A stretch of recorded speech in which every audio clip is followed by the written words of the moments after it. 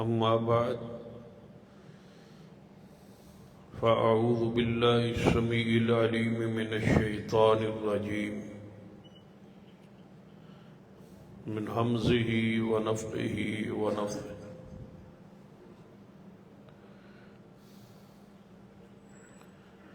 بسم الله الرحمن الرحيم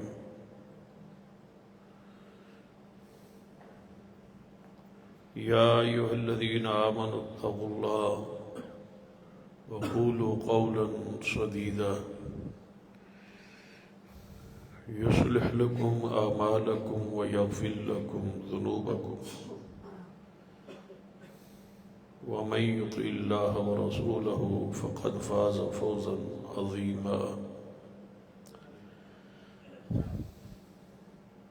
رب اشرح لي صدري ويسر لي أمري واحلل عقدة من لساني يفقهوا قولي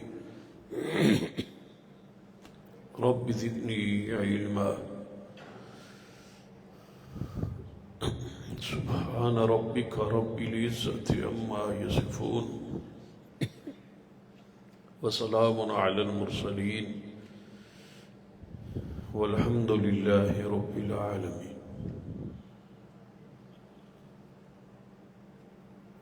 حضرات،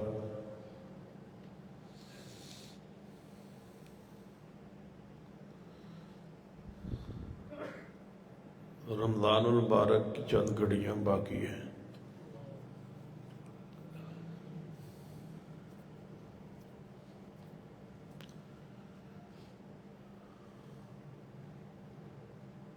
یقیناً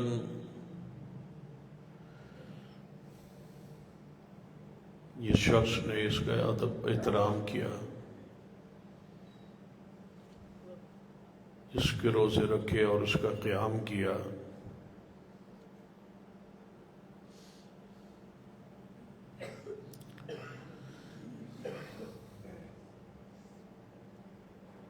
تو اللہ تعالیٰ کی وہ مغفرت بخشش کا حقدار ہے اور مزدوری لینے کا حقدار ہے.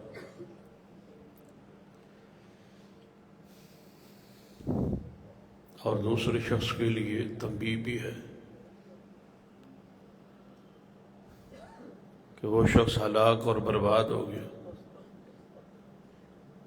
جس کی زندگی میں ماہ رمضان آیا اور وہ بخشش نہ کروا سکا اور رب کو راضی نہ کر سکا.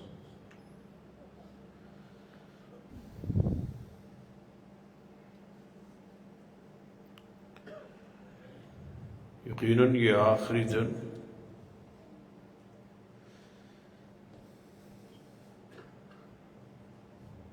اس لحاظ سے اس کی فضیلت کئی گنا بڑھ جاتی ہے کہ یہ جمعۃ المبارک بھی ہے.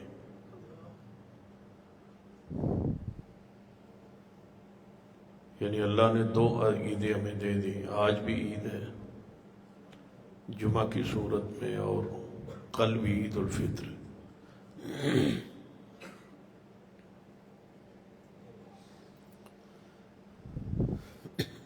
تو ذرا جائزہ لیں کہ جس مقصد کے لیے روزے فرض کیے گئے تھے وہ ہم نے مقصد روزے رکھنے کے بعد کیا پورے کر لیے. فرمایا لعلکم تتقون، روزے اس لیے فرض کیے گئے تھے کہ تم تقوی اختیار کرو.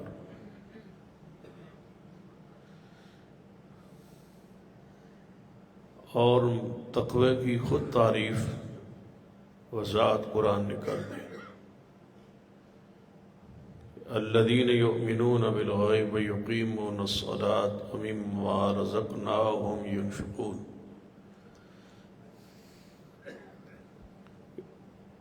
کہ اصحاب تقوی وہ ہیں جو غیب پر ایمان لائے،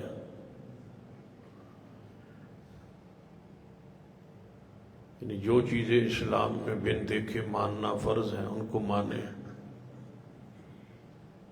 نماز قائم کریں اور زکوٰۃ ادا کریں. ان کے دل سے بخل کنجوسی ختم ہو جائے، سخاوت کا جذبہ پیدا ہو جائے، کیونکہ جو آدمی کنجوس بخیل ہوتا ہے اللہ تعالیٰ اس سے محبت نہیں کرتا۔ جب اس سے محبت ہی نہیں ہے تو وہ ولایت اللہ کا دوست کیسے بن سکتا؟ اور جسے اللہ محبوب بنا لے پھر اس کو کنجوس اور بخیل نہیں رہنے دے۔ اللہ تعالیٰ اس کے دل سے دنیا اور دنیا کے مال کی محبت نکال دیتا، وہاں اللہ اس کے رسول کی محبت اور آخرت کی محبت اور دوسروں کا احساس پیدا ہوتا۔ تو آج کی گزارشات میں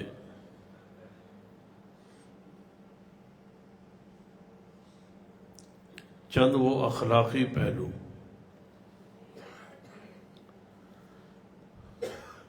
جو ہماری زندگی کامیابی کے لیے انتہائی ضروری ہے، دنیا میں بھی اور آخرت میں۔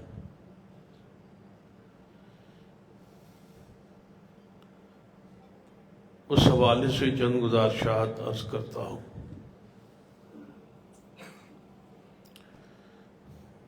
وہ اخلاقی طور پہ جو ہمارے اندر بیماریاں ہیں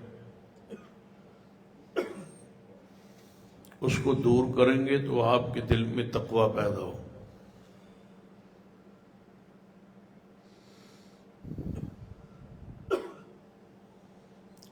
اس میں سب سے پہلی جو ہمارے اندر برائی ہے جس کو قطعی طور پہ نہیں ہونا چاہیے، اس کے حوالے سے امام زہری رحمۃ اللہ علیہ کبار تابعین میں سے ہے، بڑی معروف شخصیت ہیں اور بہت بڑے محدث ہیں۔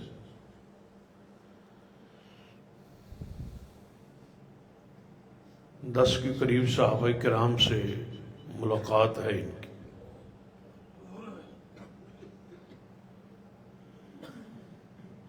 سیدنا انس بن مالک رضی اللہ تعالیٰ عنہ، سیدنا سہل بن سعد رضی اللہ تعالیٰ عنہ، سیدنا صاحب بن یزید رضی اللہ تعالیٰ عنہ، اور سیدنا محمود بن ربیع رضی اللہ تعالیٰ عنہ جیسے کبار صحابہ کے یہ شاگرد ہیں۔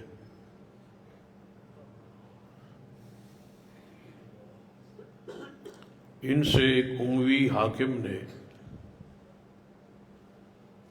ہشام بن عبد الملک نے، قرآن پاک کی ایک آیت کا مصداق یا مراد پوچھی۔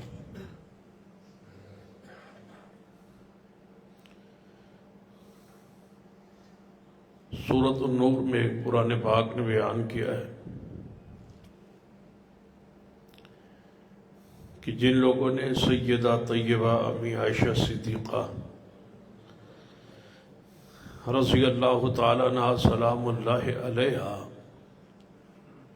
ان پر تہمت باندھی،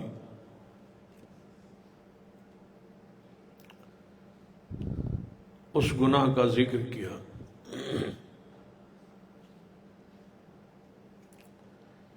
اور جو اس میں شریک ہوئے ان پر دنیا کے اندر ہی حد قذف، جھوٹے بہتان کی سزا جو ہے 80 کوڑے وہ لگائے گئے، اور فرمایا والذی تولی کبرہ منہم،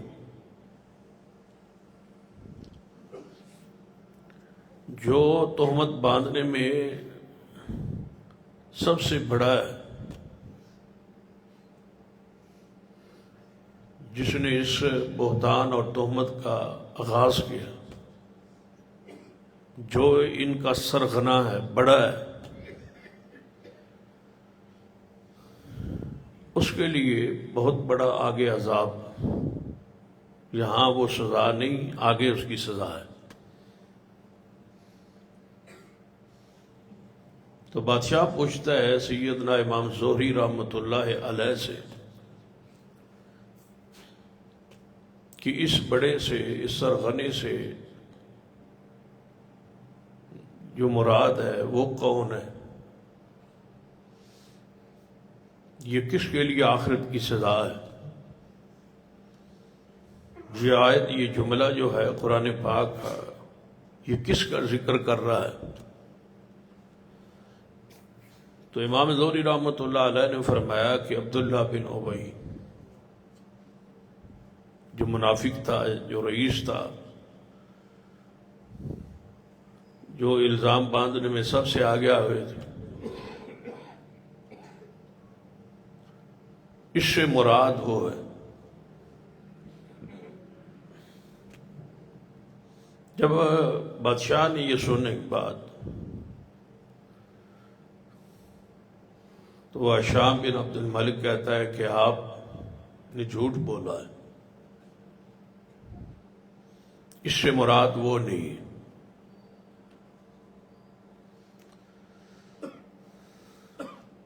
تو امام زہری رحمۃ اللہ علیہ سن کے فرماتے ہیں، حیرانگی سے پوچھتے ہیں کہ کیا میں جھوٹ بولوں؟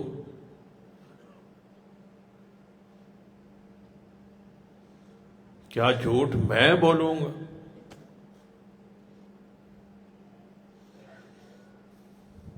مجھے تو جھوٹ سے اس قدر نفرت ہے کہ اگر آسمان سے آواز آ جائے کہ جھوٹ بولنا جائز ہے تو میں تب بھی جھوٹ نہ بولوں۔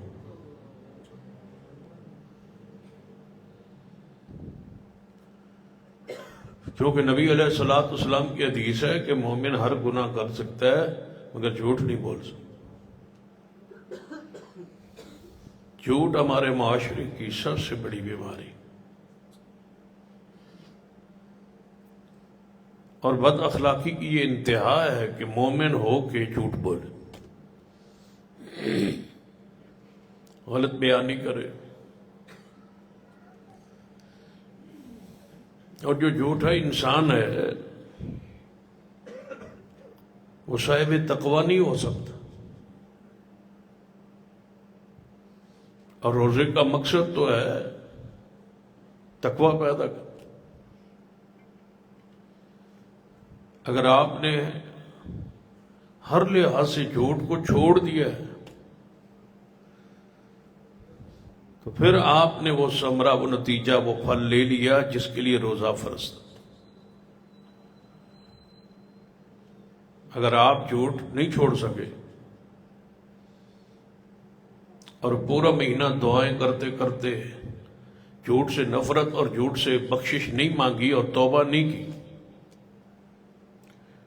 اور آئندہ یہ عزم نہیں کیا کہ میں جھوٹ نہیں بولوں، کسی انسان سے جھوٹ نہیں بولوں، اپنی بیوی سے، والدین سے، بچوں سے، دوست احباب سے، رشتہ داروں سے، کاروبار میں، ہر لحاظ سے جھوٹ چھوڑ دو گا، پھر آپ کا حق ہے کہ کل عید الفطر میں آ کے مزدوری حاصل کریں، آپ کا روزہ قبول ہے۔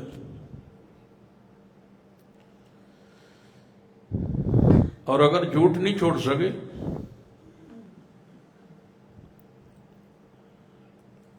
اسلام میں تو مزاح میں جھوٹ بولنا بھی منع ہے، چہ جا کے بندہ سوچ سمجھ کے کسی بندے سے غلط بیان نہیں کرے۔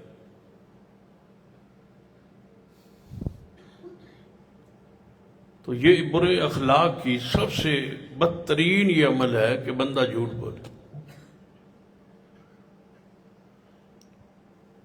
وَقُولُوا لِلنَّاسِ حُسْنًا، لوگوں سے اچھی بات کہو۔ سب سے اچھی بات کیا ہے کہ بندہ سچ بولے۔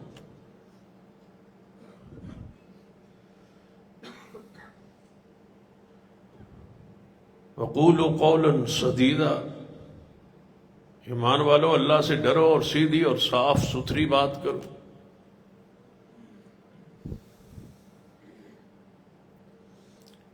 یہ بیماریاں اپنی گنتے جائیں جو ہمارے اندر موجود ہیں، جو ماہ رمضان سے پہلے تھی، اگر آج بھی اسی حالت کیفیت میں ہے تو پھر اس رحمتوں اور مغفرتوں کا تو کوئی فائدہ حاصل نہ ہو سکتا۔ اگر تبدیلی آ گئی ہے، چینجنگ آ گئی ہے، زندگی بدل گئی ہے، آپ کی حالت کیفیت پہلے جیسی نہیں رہی، تو پھر آپ کے روزے قبول۔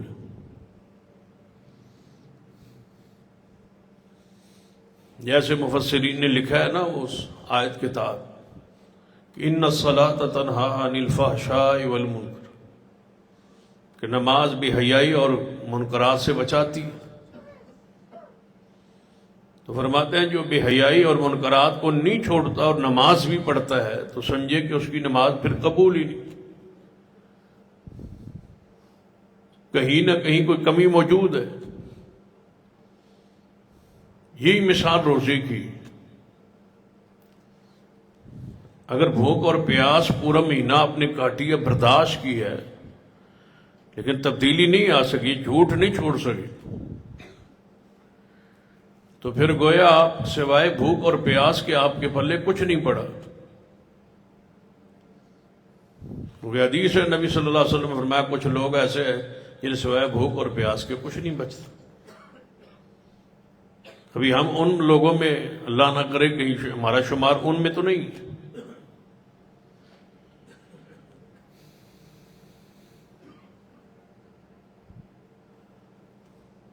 سیدنا عبداللہ بن عمر رضی اللہ تعالی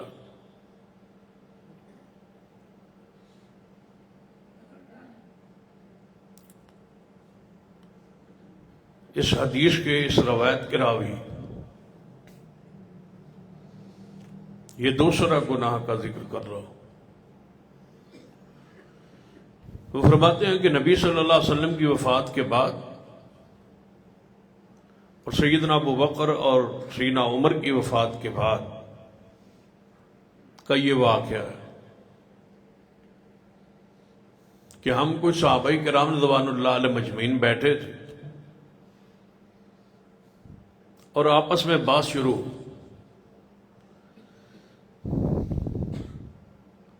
بات یہ ہوئی کہ شرک کے بعد سب سے بڑا گناہ کون سا ہے؟ آپس میں باس مکالمہ گفتگو شروع، ہر بندے نے اپنی اپنی رائے اپنے اپنا علم کے مطابق بیان کی کہ یہ بڑا گناہ ہے، یہ ہو سکتا ہے، یہ ہو سکتا ہے، اپنے اپنے رنگ۔ تو صحابہ کرام نے کہا عبداللہ بن عمر سے کہ آپ جائیں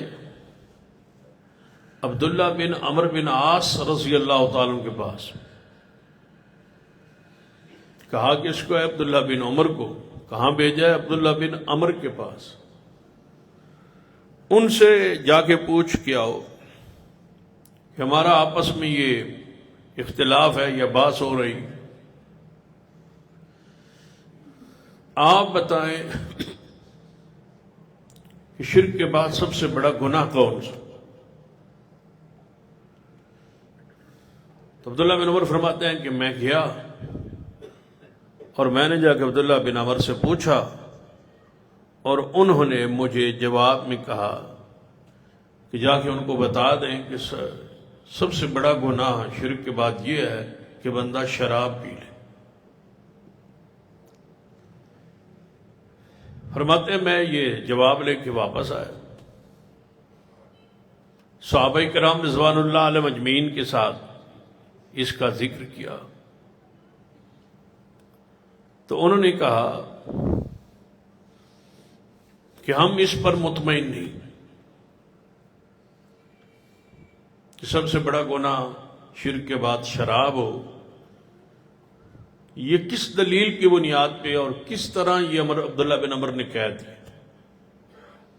جبکہ اس سے بڑے بڑے گناہ ہیں. تو سب نے کہا چلو عبداللہ بن عمر کے پاس ہی چلتے ہیں.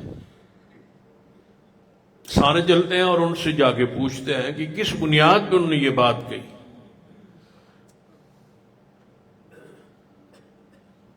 وہ سارے آئے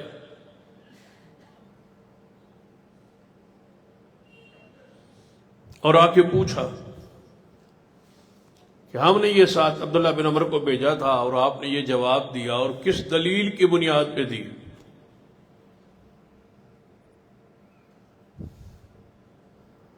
تو سیدنا عبداللہ بن عمر بن عاص رضی اللہ تعالیٰ عنہ فرماتے ہیں کہ بنی اسرائیل کا ایک بادشاہ گزرا، اس کے پاس ایک جوان لایا گیا، پکڑا گیا. تو بادشاہ کے سامنے جب اس کو پیش کیا گیا تو اسے بادشاہ نے کہا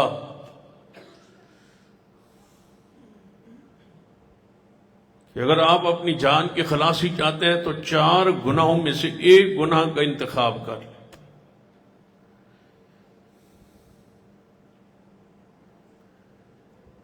یہ شراب پڑا ہے یا اس کو پی لے، یا پھر یہ ایک بندہ ہے یا ایک بچہ ہے، اس کو قتل کر دے، یا تیرے لیے ایک راستہ یہ ہے کہ بدکاری زنا کو اختیار کر لے، یا خنزیر کا گوشت پڑا ہے اس کو کھا لے. ان 4 چیزوں میں سے ایک چیز کا تو انتخاب کر. تو اس بندے نے یہ سوچ لی ہے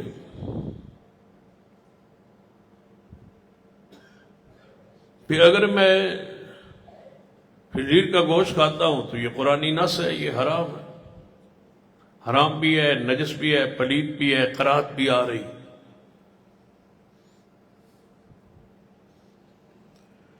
اگر بدکاری کرتا ہوں تو بہت بڑا گناہ ہے اور اس کی سزا ہے، اور سخت سزا ہے. شادی شدہ ہو تو رجم ہے، یا اس کے کوڑے ہیں اور وہ 100 کوڑے ہے، یا اس کے بعد جلاوت نہیں اگر کوارا ہو تو. اس طرح قتل ہے، اس کی سزا بھی جہنم ہے، یا پھر دنیا میں اس کا قصاص ہے اور قتل ہے. تو ان سب سے ہلکا جو ہے وہ شراب ہے. ایک تو وہ نجس یا پلید جس طرح ہوتا ہے، حرام تو ہے، لیکن وہ گند تو اس میں نہیں.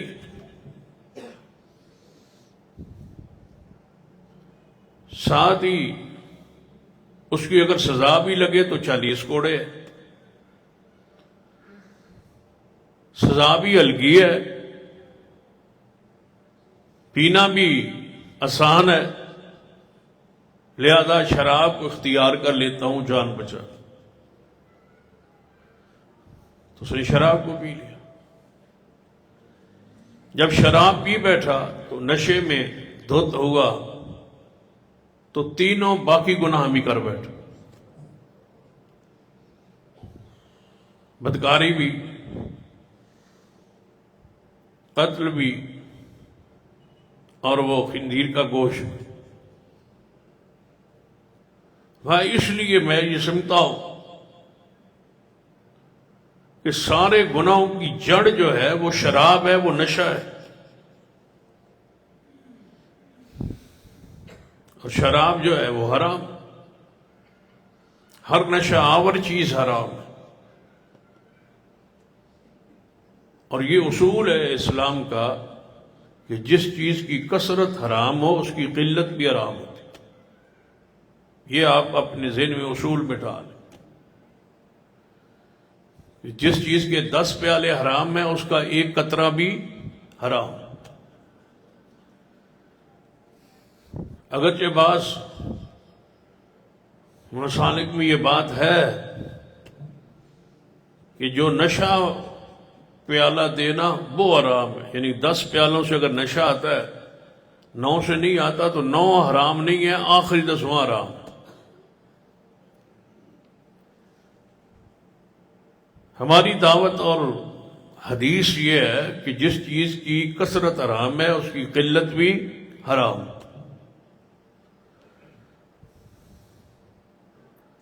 تو نبی اکرم صلی اللہ علیہ وسلم نے فرمایا کہ جس شخص نے شراب کو پی لیا 40 دن اللہ اس کی نماز قبول نہیں کرتا۔ اور دوسری حدیث میں ہے جس نے شراب پی لی اور اس کے معدے مثانے میں شراب کے اثرات ہوئے اور وہ مر گیا تو اس پر جنت حرام ہے۔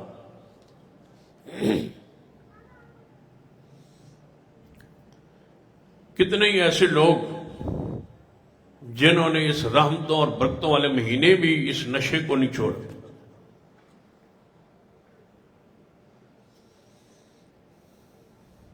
بلکہ ایسے لوگوں کو دیکھا ہے کہ افطاری جو ہے وہ سگریٹ سے کی، اور کئی ایسے معتکفین کو دیکھا ہے جو اعتکاف میں بھی سگریٹ نہیں چھوڑ سکے۔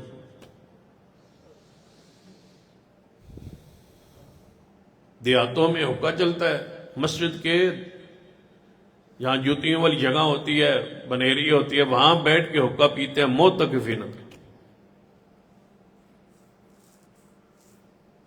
اور شہروں میں سگریٹ جا کے جوتیوں والی جگہ کھڑے ہو جائیں گے یا باتھ میں لیٹرین میں چلے جائیں۔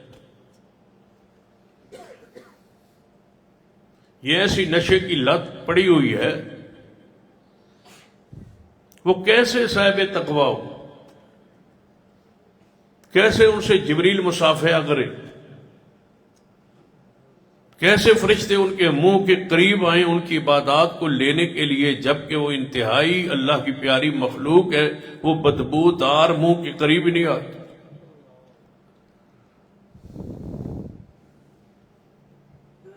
کچا پیاز یا کچا تم کھا لے تو فرشتے قریب نہیں آتے۔ رسول اللہ صلی اللہ علیہ وسلم نے فرمایا کہ فرشتوں کو یہ چیز تکلیف دیتی ہے، جو کچا پیاز کھا لے وہ نماز مسجد میں نہ آئے۔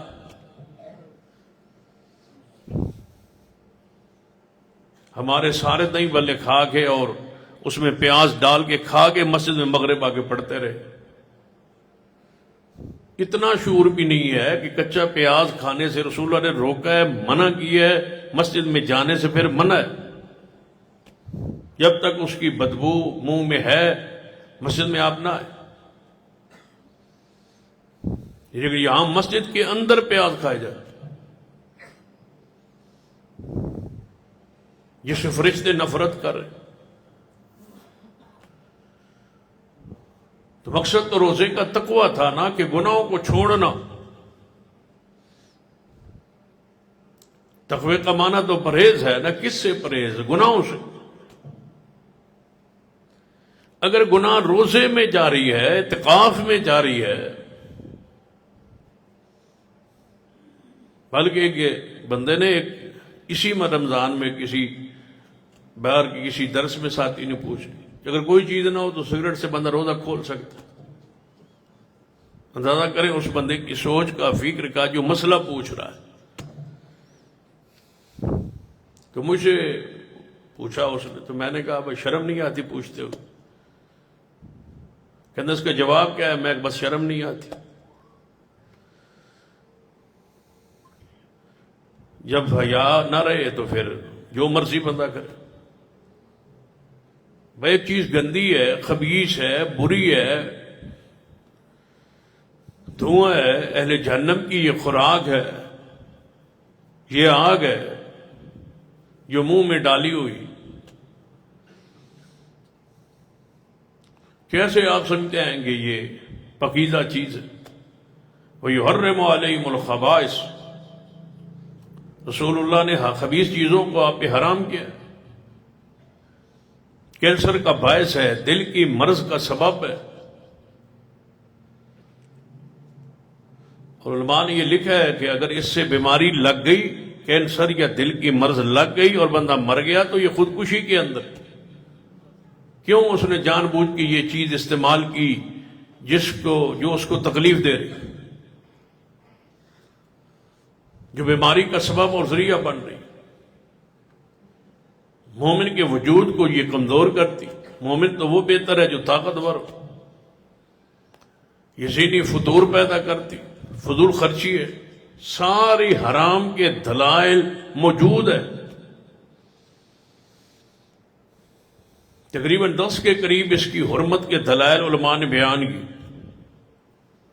کہ اس کا بیچنا، اس کا خریدنا، اس کا کاروبار، سب چیزیں حرام ہیں۔ جس نے اس کو بیچنا نہیں چھوڑا، جس نے اس کو خریدنا نہیں چھوڑا، جس نے اس کو پینا نہیں چھوڑا، وہ بندہ بھی کہتا ہے اسے بدبودار منہ سے کہ یا اللہ مجھے معاف کر دے، مغفرت کر دے۔ کس گناہ کی؟ جس کو میں نے افطاری کے بعد پھر کرنا ہے۔ یعنی مغفرت، بخشش مانگنے کا یہ انداز دنیا میں کہیں بھی نہیں۔ یعنی آپ کوئی گناہ کرتے ہیں تو اس گناہ کو چھوڑ کے معافی مانگیں گے نا، کہ یا اللہ مجھ سے خطا ہوئی، غلطی ہوئی، میں شرمندہ ہوں، مجھے معاف کر۔ یہ معافی کا طریقہ کہاں سے آ گیا کہ یا اللہ میں انشاءاللہ پھر کروں گا، تو مجھے معاف کر۔ میں نے اس گناہ کو چھوڑنا نہیں، میں نے اس کو جاری رکھنا ہے، یہ عمل رہے گا۔ میں اسی طرح سگریٹ خریدوں گا، تمباکو پیتا رہوں گا، نسوار رکھتا رہوں گا، یہ نسوار، یہ بیڑا نہیں چھوڑوں گا، دیگر نشے جو ہیں سارے جاری رہیں گے، یا اللہ تو مجھے معاف کر۔ بھئی معافی کیسے ہو سکتی؟ معافی کا مطلب تو یہ ہے کہ ندامت جو ہوا اس پر شرمندگی اور عزم، ارادہ کہ آئندہ ایسا نہیں ہوگا، لہذا مجھے معاف فرما۔ دیکھیں کہ یہ اخلاقی برائیاں ہمارے اندر موجود ہیں یا نہیں۔ عزم کریں کہ ہم نے ہر نشے کو چھوڑنا ہے، ہر نشہ آور چیز کو جس میں تمباکو اور یہ سگریٹ داخل ہے، اور یہ نسوار اور بیڑا، تمباکو کسی صورت میں ہو، چاہے وہ پان کی صورت میں، حرام ہے۔ یہ ایک بدبودار بوٹی ہے جس کو جانور بھی نہیں کھاتے اور جانور اس میں داخل بھی نہیں ہوتے، اتنی بری شے ہے۔ یعنی اس سے جانور بھی نفرت کرتے، اور اس پر آپ تحقیق کر لیں۔ اکثر زمینداروں کے پاس جائے نا تو جانا کا موقع ملتا ہے تو وہ اپنی بالکل ڈیرے، فارم جہاں ان کا ڈیرا ہوتا ہے، وہاں سامنے تمباکو لگا دیتے، کنال، 2 کنال، 4 کنال، جتنا بھی، اپنے لیے بعض لگا دیتے ہیں اور بعض کاروبار کے لیے لگاتے۔ کیسا خبیث کاروبار ہے۔ اور بعض زمیندار کہتے ہیں چلو آپ مول بجائے خریدنے کے گھر کے لیے ہو جائے یہ نعمت، جس طرح سبزی گھر کی ہے تو یہ بھی گھر کا ہو جائے۔ تو میں کئی دوستوں سے پھر پوچھ لیتا ہوں کہ یہ آپ نے بالکل ڈیرے کے سامنے بجائے اس کی کوئی سبزی یا ایسی کوئی چیز آپ نے تمباکو لگا دی، تو وہ کہتے ہیں کہ ڈھور ڈنگر جو ہوتا ہے نا، اگر وہ چھڑا جائے رسی وغیرہ تو نقصان نہیں ہوتا، کوئی اور چیز ہو تو اس کا نقصان ہو جاتا ہے، تمباکو کا وہ نقصان نہیں کرتے۔ اتنی بدبودار چیز ہے کہ اس کھیتی میں وہ جاتے ہی نہیں، بالکل سامنے لہلا رہا ہوتا ہے تمباکو۔ کوئی اور چیز لگا کے دیکھے، کوئی بکری چھڑائے گی سیدھا اس کو، کوئی جانور چھڑائے گا تو سیدھا اس کو، تمباکو کی فصل میں نہیں جاتا۔ یہ اتنی پلید چیز ہے اور اتنی بری اور خبیث اور بدبودار ہے۔ معتکفین حضرات، اعتکاف کے بعد اگر آپ نے یہاں سے نکلنے کے بعد یا جہاں جہاں بھی ہماری آواز پہنچے، مساجد جب نکلے تو پہلا کام یہ آپ کی سگریٹ ہے، تو پھر اللہ سے پناہ مانگے کہ آپ نے کتنے دن اپنے برباد کر دی۔ پہلا گناہ یہ ہے۔ یا دوسرا جو گناہ ہے وہ داڑھی منڈوانا ہے۔ یا یہ سگریٹ بھی پئیں گے، ہو سکتا ہے یہ سگریٹ داڑھی سے رات گزار لے، صبح صبح ناشتہ عید الفطر سے پہلے داڑھی کا ہو، اس کو مونڈا جائے گا کیونکہ 10 دن اعتکاف میں موقع نہیں ملا۔ دیہاتوں میں تو خیر اعتکاف کے اندر ہی باہر بیٹھ کے وہ بلا لیتے ہیں حجام کو، وہی منڈوا لیتے ہیں اعتکاف کے اندر ہی۔ شہر والے کچھ مہربانی کرے، یہ صبح صبح یہ گناہ کرے۔ آج دیکھ لیں ان کی داڑھی تھوڑی تھوڑی جسم سے باہر نکلی ہوئی ہوگی، سویرے دیکھنا بالکل صاف ہو، رات کو صفائی کرائیں گے اور وہاں بتائیں گے داڑھی منڈواتے منڈواتے کہ یہ داڑھی بڑھ گئی ہے، میں اعتکاف میں تھا، لہذا توبہ کر کے آیا ہوں کہ انشاءاللہ دوبارہ مسجد میں جانے سے پہلے پہلے یہ گناہ کر کے جاؤں گا۔ بھئی معافی کس بات کی؟ اللہ سے معافی تو سارے گناہوں کی ہے نا، یا یہ بھی کوئی طریقہ ہے کہ یا اللہ آدھے معاف کر دے، آدھے میں نے کرنے ہیں اس کو چھوڑ دے؟ یہ کیسے ہم مسلمان ہیں، کیسے ہم مومن ہیں، کیسے ماہ رمضان ہمارا گزرا ہے، اثر تو ہمارے وجود پہ نظر نہیں آ رہا۔ ایک اور حدیث پاک نبی اکرم صلی اللہ علیہ وسلم نے فرمایا اجتنبوا الخمر، کہ بچو اس شراب سے، اس نشے سے بچو، یہ ہر بیماری کی جڑ اور بنیاد ہے، یہ ہر بیماری کی چابی ہے، ہر شر کی، ہر خباثت کی یہ بنیاد ہے اور چابی ہے۔ رسول اللہ صلی اللہ علیہ وسلم اس سختی سے کے ساتھ منع کی۔ ایک اور اخلاقی برائی کی طرف رات توجہ کرے، سیدنا انس بن مالک رضی اللہ تعالی یہ فرماتے ہیں کہ سفر میں رسول اللہ صلی اللہ علیہ وسلم بھی تھے، سیدنا ابو بکر عمر بھی تھے، ہم بھی تھے، سفر میں تھے۔ آپ نے اس حدیث میں پوری توجہ دینی۔ سیدنا انس رضی اللہ عنہ حدیث کے راوی ہیں، سفر میں کون کون تھے؟ رسول اللہ صلی اللہ علیہ وسلم، سیدنا ابو بکر عمر رضی اللہ تعالی، دیگر صحابہ بھی تھے۔ صحابہ کرام میں یہ رواج تھا، سفر میں کوئی نہ کوئی ساتھی جو ہے وہ خدمت کے لیے وقف ہو جاتا۔ آج بھی ایسے ہوتا ہے، سفر میں 2-3 ساتھی ہوں تو ایک کو خدمت کا جذبہ ہوتا ہے، وہ بڑے لوگوں کی سفر میں خیال رکھتے ہیں یا ان کی خدمت کو اپنے لیے اعزاز سمجھتے۔ تو رسول اللہ صلی اللہ علیہ وسلم کے لیے الگ تھے، سیدنا ابو بکر عمر کے ساتھ ایک خادم الگ تھا، وہ اٹھا دیتا اور کھانے وانے کا انتظام کر دیتا، برتن لگا دیتا، کھانا وانا کھلا دیتا، یہ خدمت کرتا۔ سیدنا ابو بکر عمر اٹھے تو دیکھا کہ نہ کھانا بنا ہوا ہے اور نہ ہی خادم موجود ہے، وہ سو رہا ہے۔ مخدوم اٹھ گئے، خادم سو رہا ہے، کھانے وانے کا انتظام نہیں کیا۔ سیدنا ابو بکر عمر رضی اللہ تعالیٰ عنہ نے فرمایا یہ بھی سویا ہوا ہے۔ رسول اللہ صلی اللہ علیہ وسلم سوئے ہوئے ہیں، یہ بھی سویا ہوا ہے۔ جس طرح ہم کہتے ہیں نا عمومی طور پہ، خادم ساتھ ہو وہ خدمت نہ کرے تو کہتے ہیں یہ ہمارے لیے افسر ہے، یہ ہمارے سے بھی بڑا ہے، یہ توجہ نہیں کرتا، کام نہیں کرتا۔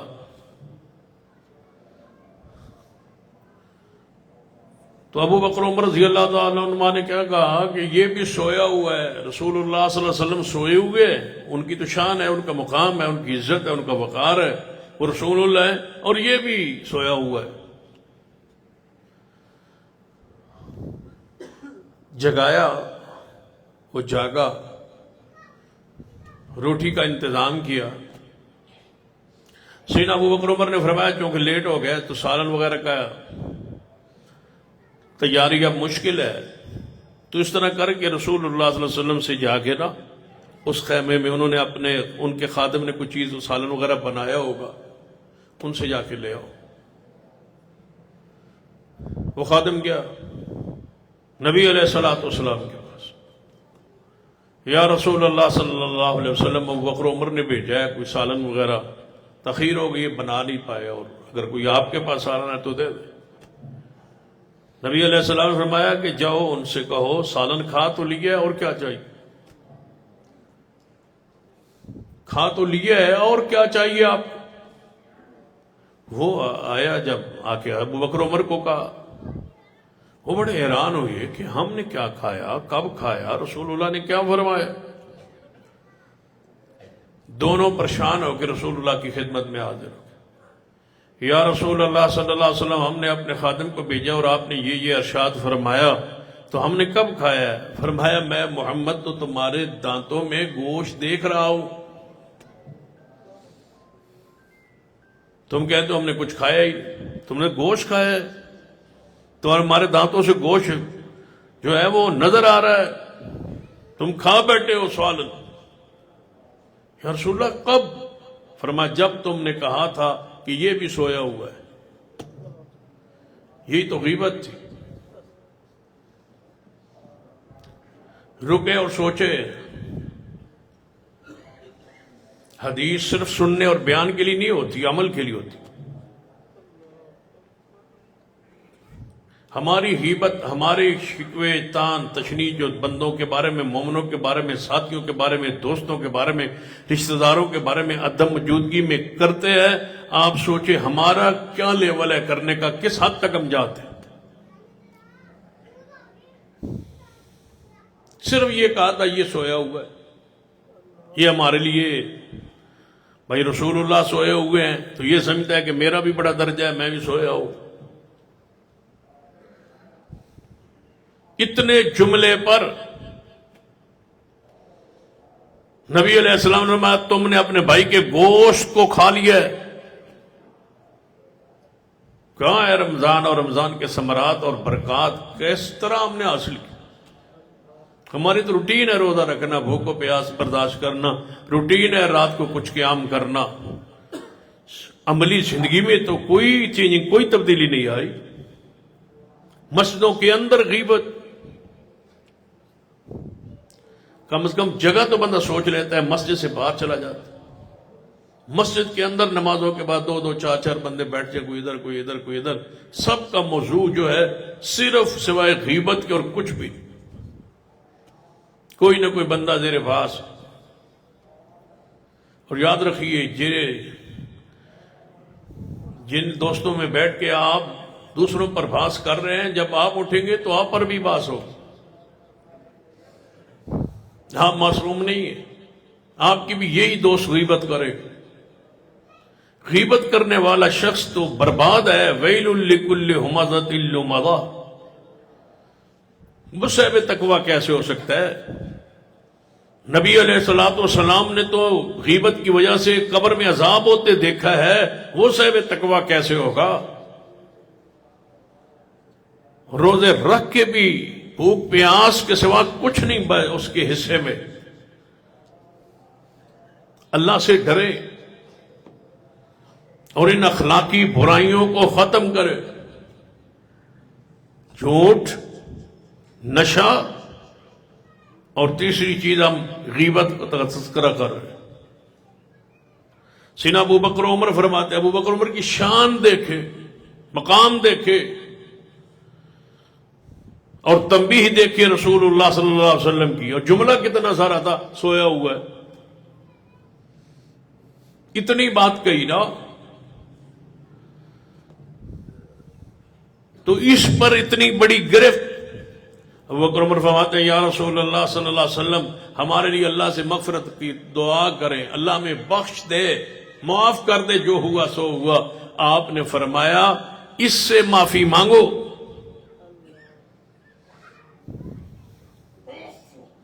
جس کی غیبت کرتے ہو وہ جب جب تک وہ معاف نہ کرے معافی تو کوئی نہیں. 100 باری توبہ کرتے رہو، اس سے معافی کون مانگے گا؟ اگر تم مر گئے، وہ زندہ ہے، تم سے تو بات پرو شروع ہو جائے گی، وہ موجود ہے یا وہ فوت ہو گیا، تم دنیا میں ہو، اب کون معاف کرے گا؟ قیامت والے دن تو وہ تو بدلہ لے. سیدنا ابو ہریرہ رضی اللہ تعالی، سیدنا ابو بکر صدیق رضی اللہ تعالی کا واقعہ بیان فرماتے ہیں. یہ چوتھی چیز بیان کر رہا ہوں. نبی علیہ الصلوۃ والسلام کے سامنے ایک شخص نے سینہ صدیق کو برا کہنا شروع کیا. نبی علیہ الصلوۃ والسلام بیٹھے تھے، دیکھ رہے تھے. سینہ صدیق خاموشی سے سنتے رہے، وہ برا کہتا رہا، وہ سنتے رہے، وہ گالیاں دیتا رہا، وہ سنتے رہے، جو وہ کہتا رہا وہ سنتے رہے. آخر انسان ہوتا ہے، صبر کا ایک حد ہوتی ہے. سینہ صدیق جب جواب میں بول پڑے، جو وہ کہا اس نے کہا، وہ انہوں نے جواب میں کہا، تو رسول اللہ صلی اللہ علیہ وسلم نے اپنا چہرہ رخ پھیر لی. تو سینہ صدیق نے پوچھا، یا رسول اللہ صلی اللہ علیہ وسلم، وہ مجھ پر اتنی جرا کر رہا تھا اور گالی دے رہا تھا، برا کہہ رہا تھا، آپ سن رہے تھے، اور جب میں نے جواب دیا تو آپ نے اپنا چہرہ مبارک پھیر لیا. فرما ابو بکر، جب تک تو خاموش رہا فرشتہ تیری طرف سے جواب دیتا رہا. چھوڑ دو غیبت کرنے والوں کو، برا کہنے والوں کو. اللہ تمہارے لیے فرشتے مقرر کر کے ان کے منہ میں پھٹکار پڑے. فرمایا جب تو نے خود بولنا شروع کیا، جواب دینا شروع کیا، تو فرشتہ ہٹ گیا اور وہاں شیطان آ گیا. وہ تجھے بھی اکسا رہا تھا کہ بولو بولو بولو، تاکہ فرشتہ یہاں سے جائے. فرشتے تمہارے دفاع کریں گے، تمہارے گناہ جھڑتے جائیں گے. اللہ نے تمہارے گناہوں کی معافی کی، سمجھو کہ اب تمہارے گیلا غیبت کرنے والوں کی مشین لگا دی ہے. وہ غیبت کرتے رہیں گے، تم خاموشی اختیار کرتے رہو، اللہ تمہارے گناہوں کو معاف کرتا رہے. وہ کیا کر لے گا؟ غیبت کر. پھر نبی علیہ الصلوۃ والسلام نے فرمایا، ابو بکر سن لے، جو بندہ کسی کی حق تلفی کرتا ہے، اس کو برا کہتا ہے، اس کی عزت اس کا حق ہے لیکن وہ نہیں کرتا، اس کی حق تلفی کرتا ہے مال کے لحاظ سے، عزت کے لحاظ سے، کسی لحاظ سے، اور وہ خاموشی اختیار کرتا ہے، اللہ پر لازم ہے کہ ایک دن اس کو قوت بھی دے، اس کی مدد بھی کرے، اور اس بندے کو اس کی آنکھوں کے سامنے ذلیل اور رسوا کر دے. اور اے ابو بکر رضی اللہ عنہ، جو صلح رحمی کے لیے رشتہ داروں کو تحفے تحائف دیتا ہے اور وہ جواباً نہیں دیتے یا ادب احترام اکرام نہیں کرتے، اللہ پر لازم ہے کہ اس کے مال میں برکت. اور جو شخص، یہ تو صلہ رحمی کے لیے ہے، فرمایا تیسرا وہ شخص جو لوگوں سے بھیک مانگتا ہے تاکہ میرے پاس مال جمع ہو جائے، اللہ پر لازم ہے کہ اللہ اس کو فقر کے اندر مارے. سوال تو اندہ ضرورت، احادیث کا مطالعہ کریں، ان اخلاقی برائیوں سے اپنے آپ کو بچائیں تاکہ آپ کے ماہ رمضان کے روزوں کا فائدہ ہو. جو تقوی مقصد تھا رمضان کا وہ حاصل ہو. سیدنا جابر رضی اللہ تعالیٰ عنہ فرماتے ہیں کہ جب لوگ ہجرت کر کے، یہ 5واں چیز کا ذکر کر رہا ہوں، حبشہ کی طرف ہجرت کر کے گئے، سمندری سفر تھا، حبشہ پہنچے، واپس آئے مدینہ پاک، تو نبی علیہ الصلوۃ والسلام نے فرمایا، اے مہاجرین حبشہ، کوئی حبشے کا کوئی اہم واقعہ کسی کے علم میں ہو کسی نے کوئی واقعہ دیکھا ہو، کوئی عجیب بات دیکھی ہو، دوسرے ملک علاقے میں بندہ جاتا ہے، کوئی نہ کوئی عجوبہ دیکھتا ہے، کسی کے علم میں ہو تو کوئی بات سنائے، تو آپ کو ایک بات سنائی گئی کہ یا رسول اللہ صلی اللہ علیہ وسلم، ہم نے ایک منظر دیکھا کہ ایک راہبہ تھی، ایسے سمجھے کہ خاتون تھی اور عیسائی مذہب کی عالمہ تھی، لوگوں کو نیکی وغیرہ کی دعوت دیتی تھی، اسلام تو پہنچانا، صحابہ جب گئے وہاں اور وہ حبشے کا نجاشی مسلمان ہوا، اس سے پہلے تو عیسائی مذہب ہی تھا، جو عیسائی مذہب کی تعلیمات پر قائم تھے وہ حق پر تھے، ان کا دین تو منسوخ ہوا جب رسول اللہ تشریف لائے، تو وہ راہبہ تھی، وہ ایک لکڑیوں کا گٹھا اٹھا کے آ رہی،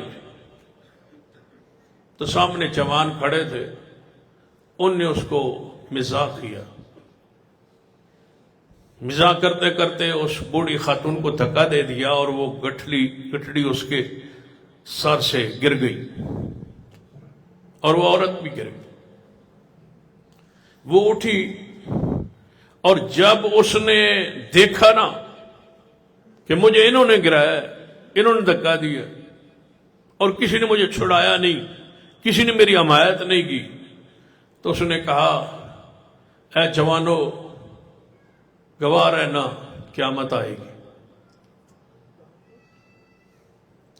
اللہ اپنی کرسی پر ہوگا، کما یلیق بشان و قدرت، معاشر میں اس کی کرسی لگے گی، پھر دنیا کی زبانیں بند ہوں گی اور ان کے ہاتھ اور پیر بولیں گے، تو جن ہاتھوں سے تم نے دھکا دیا جب یہ بولیں گے تو پھر میں بھی اللہ کی عدالت میں کھڑی ہوں،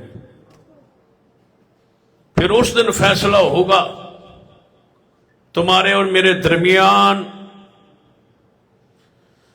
تو جب یہ بات نبی علیہ السلام نے یہ واقعہ سنا تو فرمایا میرے صحابہ، اللہ اس قوم کو، اس ملک کو، اس قوم کو کیسے پاک کرے جہاں کے کمزوروں کو بدلہ نہیں دلوایا جاتا۔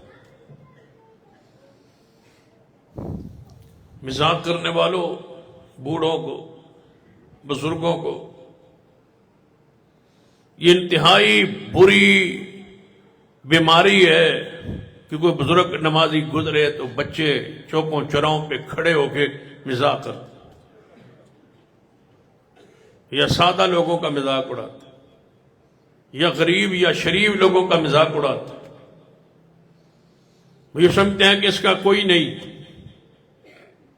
اس کا کوئی پرسان حال نہیں، اس کا اپنا مکان نہیں، یہ تو مزدور ہے، اس کو چھیڑیں، یہ تنگ ہوگا، یہ گالیاں دے گا۔ ایسے سادہ اور غریب لوگوں کا مذاق اڑانے والے جوان، قیامت والے دن اللہ اس کی طرف سے لڑے گا اسے۔ اس دن جواب کیا ہوگا؟ لہذا اس بری بیماری سے اپنے بچوں کو، جوانوں کو، بیٹوں کو سمجھائیں کہ یہ انتہائی بری عادت ہے چوکوں چوراہوں پہ کھڑے ہو کے کسی شریف اور سادہ مرد اور عورت کو مزاح کرنا اور اس کو تنگ کرنا، اس کو چھیڑ۔ یہ کوئی معمولی جرم نہیں ہے۔ اسی واسطے امام مالک بن دینار رحمہ اللہ نے صحیح سند سے ایک واقعہ بیان کیا ہے۔ یہ ایک اور بیماری کا تذکرہ کرنے لگا۔ یہ وہ چیزیں ہیں جو ظاہری طور پر کچھ چھوٹی ہے لیکن انسان کو بڑی بلندی سے نیچے گرا دیتی، انسان برباد ہو جاتا ہے، تقوی اس کے قریب نہیں آتا، وہ ثمرات نیکی کے حاصل نہیں کر پاتا، نماز اور روزے اور دیگر نیکیوں سے وہ فائدہ نہیں اٹھا پاتا ان چھوٹے چھوٹے برائیوں کی وجہ سے۔ تو ذرا اس برائی پہ غور کریں۔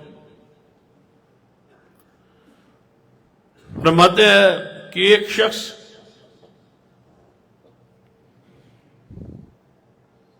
انتہائی عبادت گزار تھا،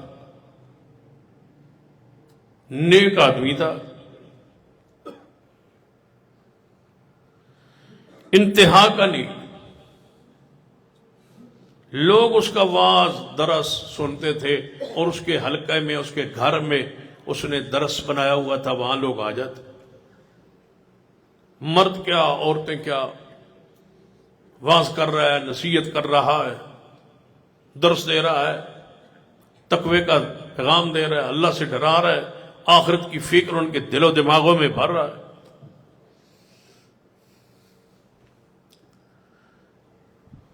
لوگوں کا رش لگاؤ، تو اس کا ایک جوان بیٹا ہے، وہ آ کے وہاں بیٹھتا ہے اور عورتوں کی طرف دیکھتا ہے اور آنکھوں سے انہیں اشارے کرتا ہے۔ باپ کہتا ہے، جب دیکھا نا بات بڑھ رہی، پہلے تو آنکھیں چراتا رہا، بیٹا ہے، بدتمیز ہے، جیسا بھی ہے کر رہا ہے، لاڈ تھا، پیار تھا، کچھ نہ کہہ سکتے۔ ایک دن جب دیکھا بات بڑھ رہی ہے اور زیادہ یہ کوئی ہنگامہ نہ کھڑا ہو جائے، تو اس نے کہا بس کر یار، رک جا رک جا، بس اتنی بات کہہ۔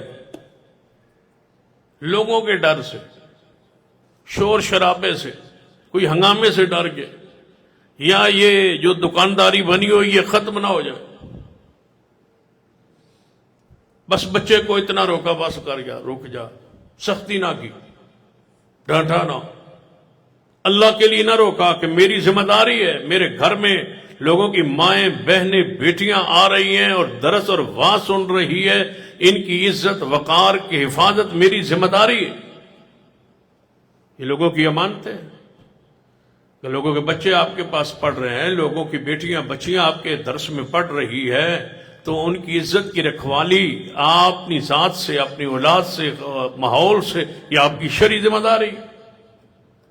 کوئی شرارت دیکھے تو اپنی زبان سے نہیں، دل کے ارادے سے، زبان سے روکنا ہے تو دل کا ارادہ بھی ہو کہ یہ اللہ کی بغاوت ہے۔ اس نے بیٹے کو ویسے چلتے چلتے، رک جا بس کر، رک جا، بس اتنی بات کہی۔ تو اس دور کے جو بنی اسرائیل کے نبی تھے، اللہ نے اس نبی پر وحی نازل کی اور فرمایا، اے نبی، تجھ پہ ذمہ داری ہے کہ اس بندے کو جا کے بتاؤ کہ تیری نسل سے کبھی نیک بندہ نہیں پیدا کروں گا۔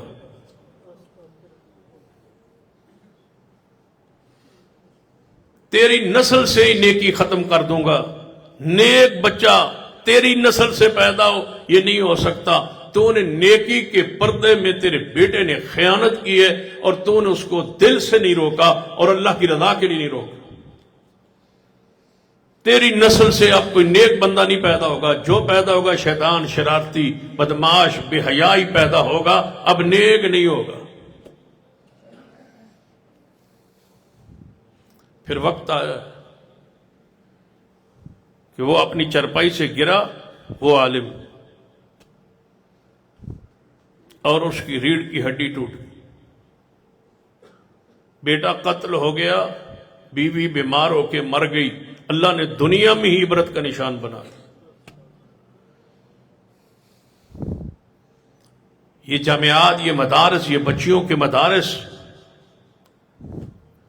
یہ امانت ہوتی۔ گلی چوکوں چوراہوں میں کھڑے ہو کے آنکھوں کے اشارے، بندے کی انتہا کی بد اخلاقی۔ بچائیے اپنے آپ۔ 7ویں بیماری کا تذکرہ کرتا ہوں کہ ایک شخص انتہائی آپ عبادت گزار تھا، سیدنا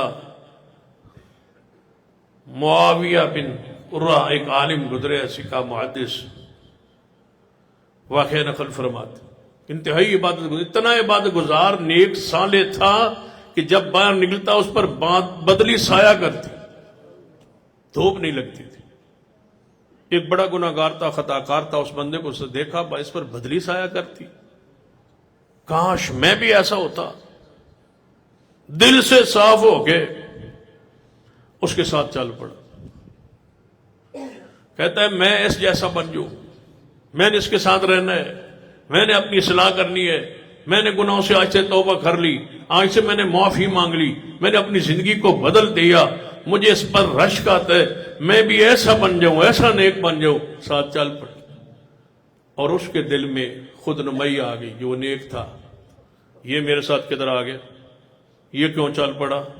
پتہ نہیں کسی لالچ میں ہوگا, کسی تما میں ہوگا, کسی مجبوری کی وجہ سے ہے. راستے میں چلتے چلتے آگے سے راستہ جدا ہوا, یہ ادھر جا رہا تھا ادھر جا رہا تھا, بدلی اس کے ساتھ جانے کے بجائے بدلی اس گناہگار کے ساتھ چل پڑی. وہ کہتا ہے تو نے کیا کیا؟ اس نے کہا میں نے تو کچھ نہیں کیا, میں تو تیری نیکی تقوی پرہیزگاری عبادت دیکھ کے دل سے توبہ کر کے تیرے ساتھ چل پڑا تھا. اس نے کہا پھر میرے دل میں نفرت اور کدورت اور خود نمائی آ گئی تھی, یہ برا بندہ میرے ساتھ کیوں آ گیا؟ تو نیت کا بدلہ لے گیا, میں اپنی نیت کا بدلہ لے گیا. نیت کو درست کر لو. اگر چاہتے ہو کہ اللہ تعالیٰ معاف کر دے, اللہ معاف کر دے, تو پھر معافی کا طریقہ اختیار کیجیے. سیدنا ابو ہریرہ کی وہ حدیث ذہن میں رکھیے. نبی علیہ الصلوۃ والسلام نے فرمایا ایک بندہ فوت ہوا, اللہ کے حضور پیش ہوا, رب نے پوچھا کوئی نیکی؟ یا اللہ کوئی نیکی نہیں ہے میرے پاس. فرمایا کوئی نیکی کی ہو؟ یا اللہ کوئی نہیں کی, بس اتنا پتا ہے کہ غلام میرا تھا, نوکر تھا, ملازم تھا, میں کاروباری تھا, تاجر تھا, دکان پہ بیٹھتا تھا, لوگ مجھ سے ادھار لے جاتے تھے, میں ان کو ادھار دیتا تھا, پھر میں اپنے غلام کو بھیجتا تھا اس کو وصولی کے لیے, تو کہتا تھا جو دے دے وہ لے لینا, جو نہ دے سکے اس کو مہلت دے دینا, بدتمیزی نہ کرنا, بد اخلاقی نہ کرنا, نرمی کرنا مقروض پر. طاقت اگر اس کے پاس نہ ہو تو اس کو مہلت دیتے رہنا, مہلت دیتے رہنا, مہلت دیتے رہنا. بس یا اللہ یہ شاید نیکی ہے, اس کے علاوہ تو میرے پاس کچھ نہیں ہے. تو اللہ رسول اللہ فرماتے, اللہ نے فرمایا تو میرے بندوں پر رحم کرتا رہا, میں نے تجھے آج معاف کر دیا.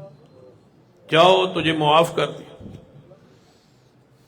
قرضہ دے جانے کے بعد نرمی نرمی نرمی, بدتمیزی بد اخلاقی یہ کاروبار سے برکت اور رحمت اٹھا دیتی. نرمی اختیار کیجیے. اتنی نرمی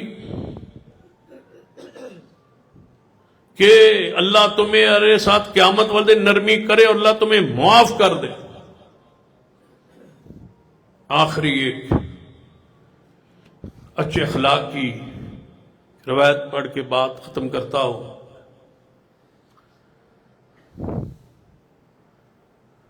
امام احمد بن موسیٰ رحمہ اللہ نے ایک واقعہ, یہ 3 ہجری کا ایک شہر کے قاضی موسیٰ بن اسحاق کے عدالت کا پیش کیا. فرماتے ایک عورت نے دعویٰ دائر کیا اس کے باپ نے کہ میرا جو داماد ہے وہ 500 دینار حق مار میری بیٹی کا اس نے لکھوایا تھا لیکن دیتا نہیں, لہذا مجھے لے دیا جائے. عدالت میں دعویٰ دائر ہو. تو قاضی نے جب دونوں کی بات سنی تو شوہر نے انکار کیا. اس نے کہا میں کوئی ایسی بات ہوئی نہیں, طے ہی نہیں ہوا. اس نے کہا نہیں طے ہوا ہے, عورت کا طے ہوا ہے, عورت کا باپ کا طے ہوا ہے, وہ کہ طے ہی نہیں ہوا, میں اس سے انکاری ہوں. تو انہوں نے کہا گواہ لاؤ. آخر نکاح کے وقت گواہ بھی تو ہوتے ہیں نا, حکمار گواہ اعلان ہوتا ہے کتنا حکمار ہے, گواہ لاؤ. جب گواہ لائے گئے تو انہوں نے کہا کیا یہی عورت تھی؟ اس لیے ضروری ہے کہ ہم گواہی سے پہلے اس عورت کے چہرے کو دیکھیں, یہ اپنا پردہ چہرے سے ہٹائے. جب چہرے سے پردہ ہٹانے کا گواہ نے کہا تو شوہر بولا کہ 500 دینار میں دینے کا اعلان کرتا ہوں, لیکن میری عورت کا, میری بیوی کا پردہ نہ ہٹایا جائے. یہ ہے وہ غیرت جو ہم میں نہیں رہی. تقویٰ ہم تلاش کر رہے ہیں، روزے ہمارے قبول ہو جائیں، اس لالچ تمے میں ہم لگے ہوئے۔ اس نے کہا نہیں، یہ نہیں، 500 دینار دینا قبول ہے، عورت کا غیر بندہ چہرہ دیکھے یہ نہیں ہے قبول۔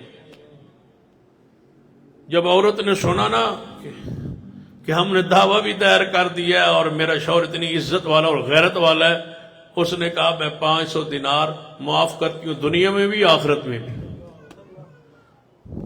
تو وہ قاضی نے فیصلہ کیا کیا کہ ان کی اس دونوں جملوں کو اچھے اخلاق کے طور پہ لکھ دیا جائے، قیامت تک جا کے تاریخ بن جائے کہ بندہ کتنا غیرت مند تھا اور عورت نے کس قدر آگے سے کردار ادا کی۔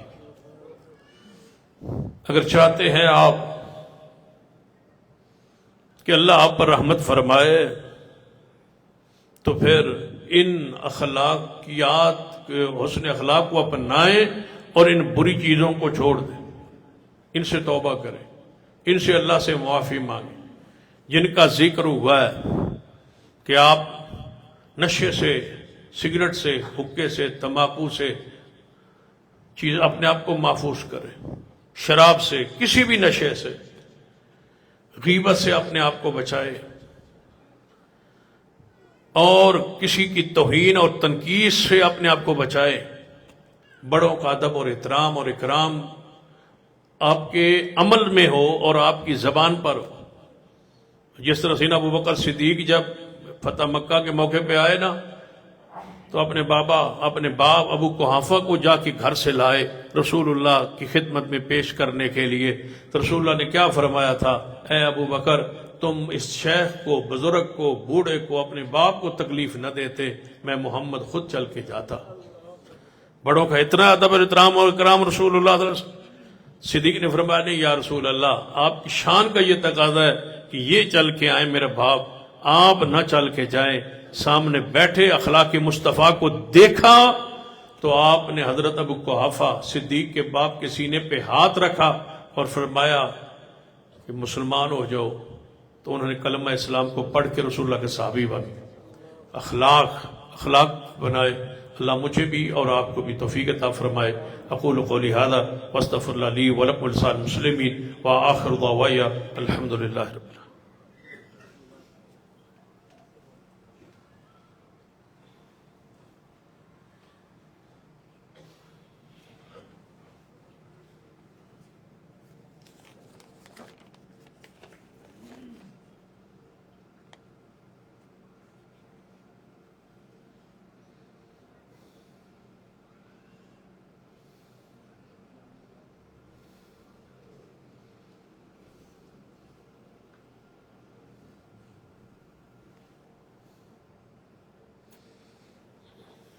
حضرات،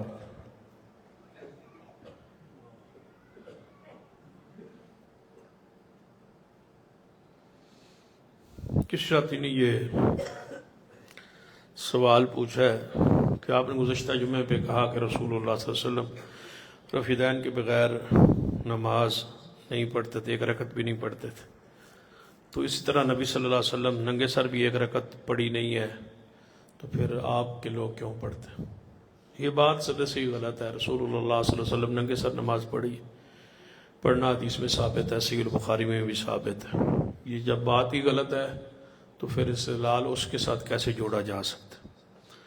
دوسرا ہے کہ ہم درود شریف بہت کم پڑھتے ہیں اور باقی مسالک کے لوگ درود زیادہ پڑھتے ہیں، یہ بات بھی غلط فہمی ہے۔ ہر مومن کو درود پڑھنا چاہیے، جو کم پڑھتا ہے وہ نہ پڑھے، کم زیادہ پڑھیں، آپ درود زیادہ پڑھیں۔ ہمارے نزدیک نماز نہیں ہوتی جب تو درود نہ پڑھا جائے، اللہم صلی علی محمد وعلی آل محمد۔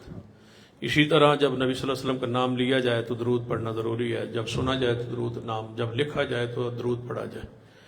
اسی طرح تمام نمازوں میں، دعا میں، اول میں، آخر میں درود پڑھیں، دعا قبول ہوتی ہے۔ جمعہ والے دن کثرت کے ساتھ درود پڑھیں، یہ ہمارا مسلک منہج عقیدہ ہے۔ باقی کوئی اگر عمل میں کمی کرتا ہے تو یہ اس کا ذاتی عمل ہے، مسلک اور منہج کا اس میں قصور و جرم نہیں ہوتا۔ ہم تو درود کے بغیر جو ہے اپنے آپ کو سمجھے کہ جو مانتا نہیں ہے وہ مسلمان نہیں ہے، جو پڑھتا نہیں ہے وہ بخیل ہے، تو یہ بخل نہیں کرنا چاہیے، کثرت کے ساتھ درود و پاک پڑھے۔ ہم اللہ کے فضل سے رسول اللہ صلی اللہ علیہ وسلم کی ذات پر کثرت سے درود پڑھنے والے ہیں انشاءاللہ۔ اللہم صلی علی محمد وعلی آل محمد۔ دوسری گزارش ہے کہ عید الفطر کی نماز انشاءاللہ صبح 7:30 بجے ہوگی اسی جگہ پر، آپ سارے احباب ہر وقت جو ہے وہ تشریف لائیں۔ تیسری گزارش ہے صدقۃ الفطر جو ہے وہ فرض ہے، ہر مومن مرد پر، عورت پر، چھوٹے بڑے سب پر فرض ہے۔ جب افطاری ہوگی آج، اس وقت سے لے کر عید کی نماز سے پہلے پہلے آپ نے اس کو ادا کرنا ہے، یہ اس کا اصل مسنون وقت ہے۔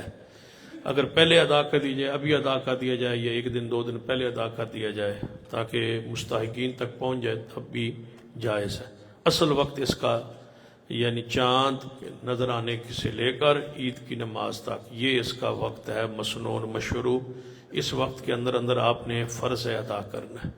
صدقۃ الفطر گندم کی صورت میں بھی ہے، جو کی صورت میں بھی ہے، کھجور کے اندر بھی ہے، اور اسی طرح کشمش جو ہے منقع، اس کے اندر بھی آپ دے سکتے ہیں، چاول میں بھی دے سکتے ہیں، جو آپ کے ہاں زیادہ خوراک کھائی جاتی ہے اس میں دینے کا جو ہے حکم ہے۔ لیکن ضروری نہیں ہے کہ آپ گندم ہی دیں، چونکہ ہم آسانی کی طرف جاتے ہیں، تو جس کی جتنی طاقت ہے، مثلا ایک بندہ چاول کی دے سکتا ہے، تو وہ 1 سا ہے، یعنی کہ 2.25 کلو 2.5 کلو کے قریب یہ بنتا ہے۔ گندم بھی ہو، کوئی چیز بھی ہو، تو وہ 1 سا ہے۔ 1 سا جو ہے وہ 2.25 کلو یا 2.5 کلو تک ہے، یہ آپ نے دینا ہے۔ اب آپ کشمش دینا چاہیں، طاقت اگر آپ کی ہے، سارن دی طاقت گندم تو اگر ٹردی نہیں، اسے نہ ساڑی طاقت گندم دی آٹے جیسے اتو اگر نہیں جانا، تو وہ 2.5 300 جو بنتا ہے، ہم کہتے ہیں کسی میں نہیں۔ جس کی چاول کی ہے وہ چاول دے، جس کی طاقت جو ہے وہ کشمش کے دے سکتا ہے، اللہ نے مال دیا ہے، تو اس کا تقریباً وہ 2500 ایک بندے کی طرف سے بنتا ہے۔ اسی طرح کھجور کی طرف دے تو 1500 کے قریب جو ہے اس کی قیمت بنتی ہے۔ تو دینا آپ جتنی کسی کی طاقت ہے اس کے مطابق دے، غریبوں والا نہ دینا۔ ہم عام لوگ جو ہیں جو خوراک عمومی طور پر کھاتے ہیں، اس میں تو دینا فرض ہے نا، واجب ہے، اس کے بغیر تو آپ کا گزارا ہی نہیں۔ لیکن اگر اللہ نے آپ کو طاقت دی ہے، مال دیا ہے، تو آپ زیادہ کی طرف جائیں تاکہ غرباء کو زیادہ سے زیادہ اس کا فائدہ پہنچے۔ ہم صدقۃ الفطر جو ہے یہ راشن خرید کے تو ان مستحقین کو محلے کے، جماعت کے، محلے کے جو غرباء ہیں ان تک پہنچانے کی کوشش کریں گے انشاءاللہ۔ یعنی اس کو مدرسے کے فنڈ میں نہیں، بلکہ محلے کے مستحقین تک یہ فنڈ الگ رہے گا، اس میں ان تک پہنچانے کی کوشش کریں گے۔ اللہ تعالیٰ آپ کو بھی، ہم سب کو بھی توفیق عطا فرمائے، جو یہاں جمع کرا دے، اس کے جو ہے جمعے کے بعد بھی بات ساتھی بیٹھے ہوں گے وہ جمع کرا دیں۔ باقی گزشتہ جمعے ہم نے اعلان کیا تھا پنکھوں کے حوالے سے، جو ہے پچھلی 27ویں رات کو، تو وہ تقریباً 148 کے قریب پنکھے ہو گئے تھے۔ باقی جو ہے 132 جو ہیں وہ باقی ہے، یعنی 280 پنکھا پورے جامعہ مسجد کے سارے کمرے ہالز جو ہیں ان کے بدلنے ہیں سولر کی وجہ سے۔